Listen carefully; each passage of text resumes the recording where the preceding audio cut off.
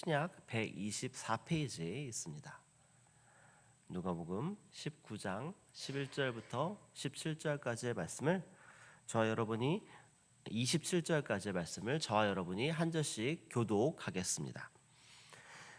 그들이 이 말씀을 듣고 있을 때에 비유를 더하여 말씀하시니 이는 자기가 예루살렘에 가까이 오셨고 그들은 하나님의 나라가 당장에 나타날 줄로 생각함이더라. 이르시되 어떤 귀인이 왕위를 받아가지고 오려고 먼 나라로 갈 때 그 종 열을 불러 은하 열 문화를 주며 이르되 내가 돌아올 때까지 장사하라 하니라.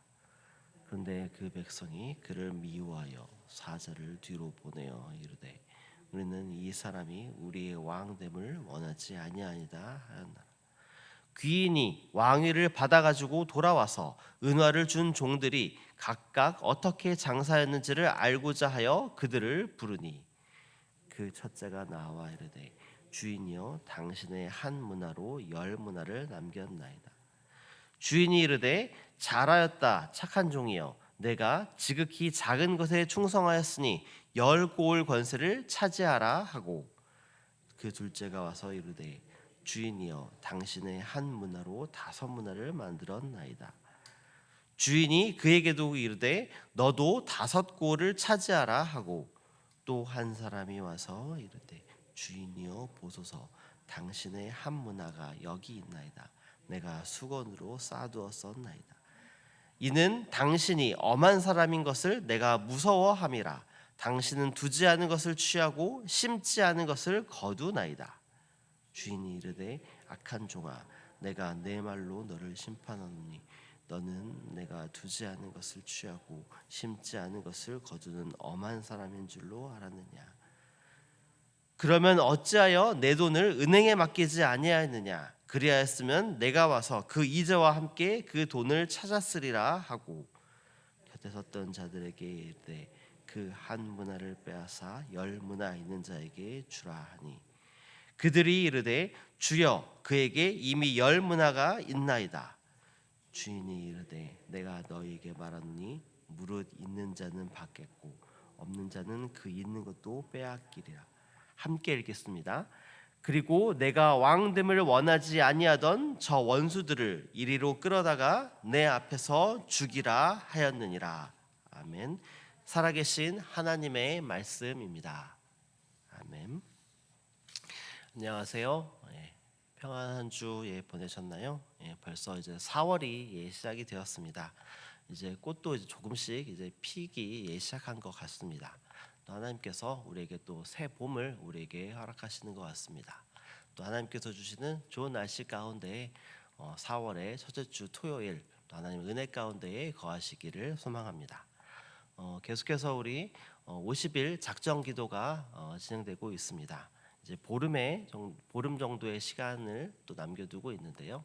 또 남은 그 시간 동안에 우리가 드려지는 이 기도가 오로지 하나님의 뜻에 합한 기도들이 또 드려질 수 있도록 그리고 또 이 시간을 통하여 우리가 하나님의 은혜 안에 또 하나님께서 주시는 그 은혜의 풍성함 가운데 온전히 거하는 또 남은 보름 되시기를 소망합니다. 오늘 우리가 읽은 본문은 누가복음 19장 11절부터 27절까지의 말씀을 우리가 함께 읽었습니다.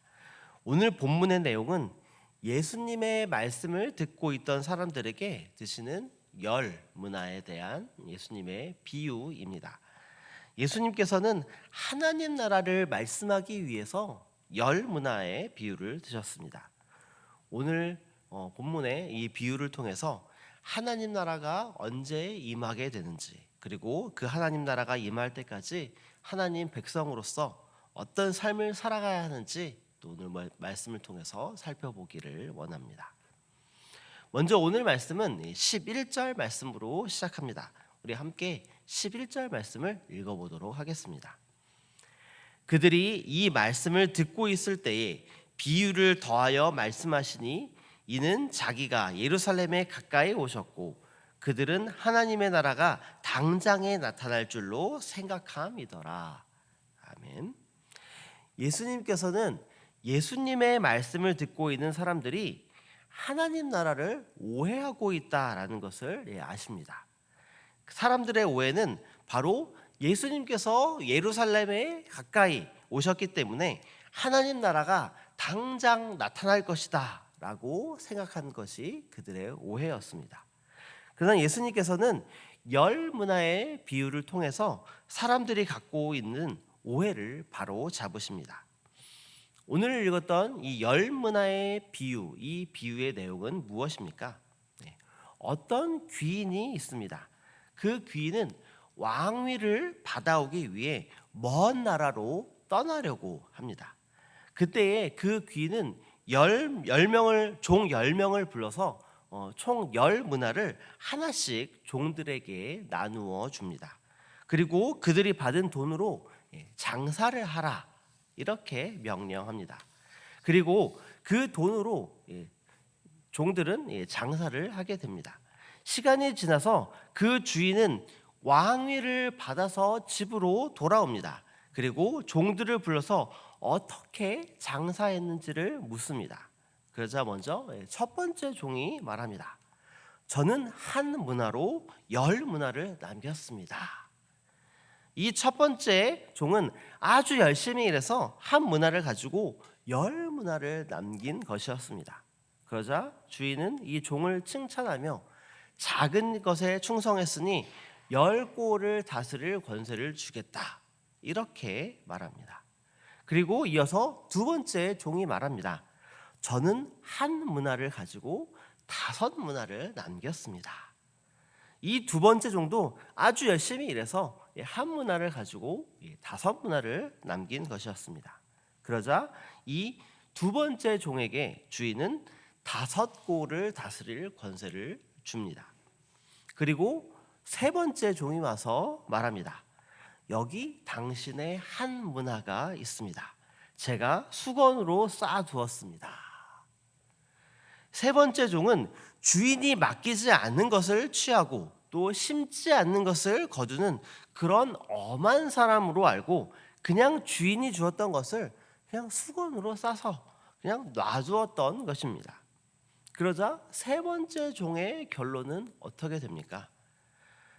그가 고스란히 쌓아두었던 그 한 문화를 빼앗아서 10문화를 가진 사람에게 주어지는 그 일을 당하게 됩니다. 그러면서 결론적으로 주인이 하는 말씀이 바로 26절 말씀입니다. 우리 함께 26절 말씀을 읽어보겠습니다. 주인이 이르되 내가 너희에게 말하노니 무릇 있는 자는 받겠고 없는 자는 그 있는 것도 빼앗기리라. 아멘.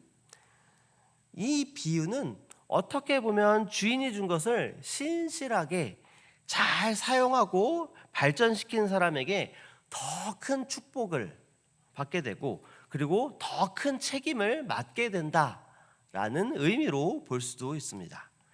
즉 순종과 맡겨진 사명을 잘 감당하라라는 뜻으로 볼 수도 있습니다. 그리고 반대로 게으르고 믿음이 없거나 자신에게 주어진 것에 대해서 그것들을 사용하지 않고 게으른 행동을 할 때에는 오히려 자신이 가지고 있는 것까지도 빼앗기는, 잃게 되는 그런 심판을 당하게 된다. 이런 뜻으로도 볼 수 있습니다. 그러나 예수님께서 이 비유를 하실 때에 사람들이 하나님 나라가 당장에 나타날 줄로 생각하고 있었던 그 사람들의 오해를 바로잡기 위해서 예수님께서 이 비유를 하셨습니다. 그렇기 때문에 위의 해석이 맞는 말이긴 하지만 아까 말씀드렸던 그 해석으로는 충분하지 않음을 볼 수 있습니다. 예수님의 비유 속에서 왕위를 받기 위해 먼 나라로 떠나는 귀인은 바로 예수님 자신을 의미합니다. 그리고 그 귀인은 왕위를 받기 위해 먼 나라로 갔다 이렇게 설명하고 있습니다. 먼 나라로 갔다는 말은 왕위를 받고 돌아오는 데에 상당한 시간이 소요된다라는 것을 보여주는 말입니다. 그리고 귀인이 먼 나라로 가서 왕위를 받으러 간다라는 말은 예수님께서 오랜 시간이 지나서 이 땅에 왕으로 다시 오실 때에 이 세상의 심판주로 오신다라는 것을 의미하는 말입니다. 이것은 예수님의 죽음과 부활 그리고 승천 이후에 이 땅의 왕으로 다시 오시는 그 재림 때까지 상당한 시간이 있다라는 것을 보여주는 말이기도 합니다.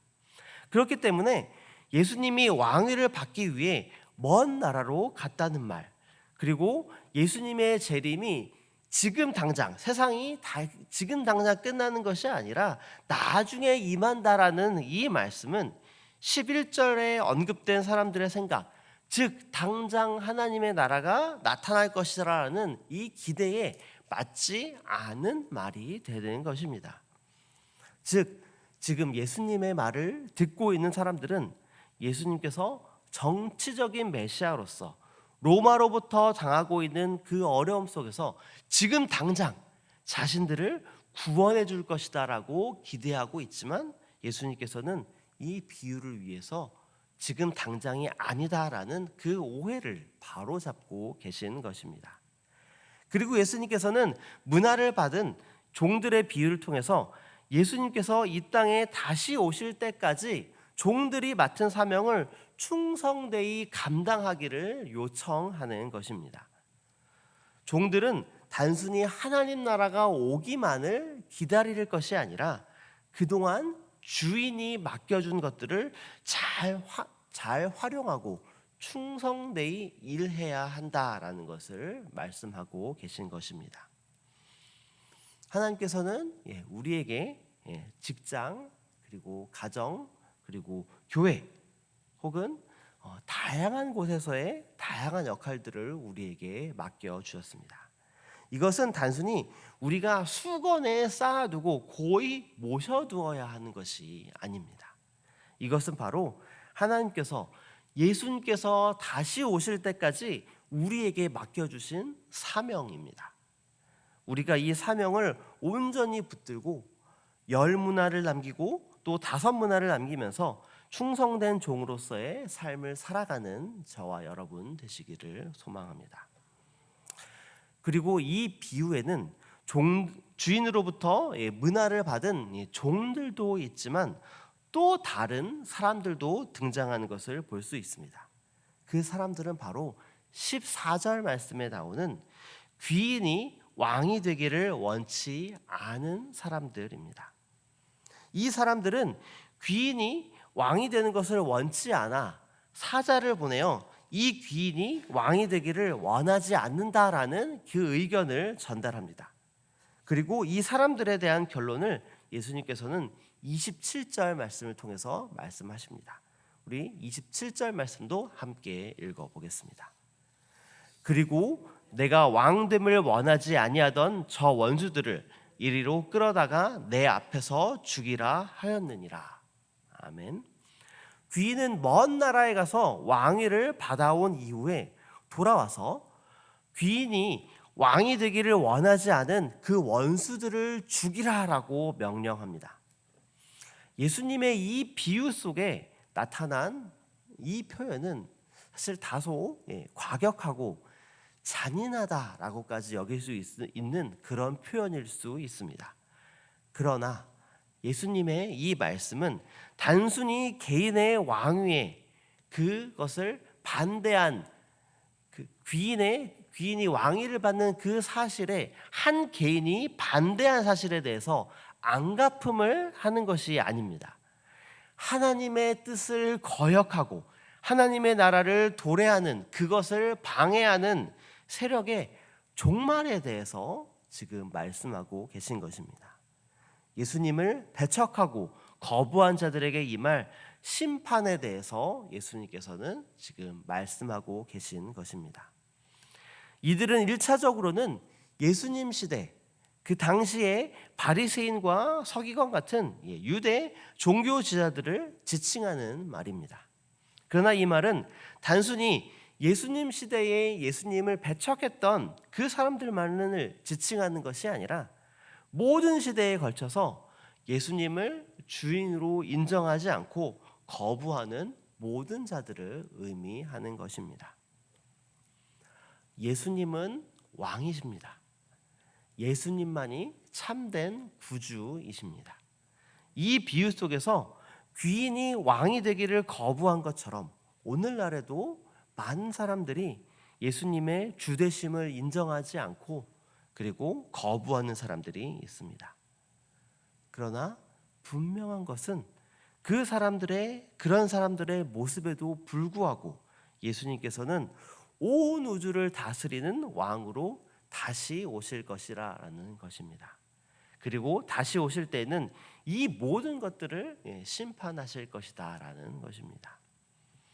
온 우주를 다스리는 예수님의 그 주권을 인정하며 그리고 다시 오실 예수님을 기다리며 우리에게 맡겨준 은사 그리고 기회, 사명에 온전히 순종하며 살아가는 저와 여러분 되시기를 소망합니다.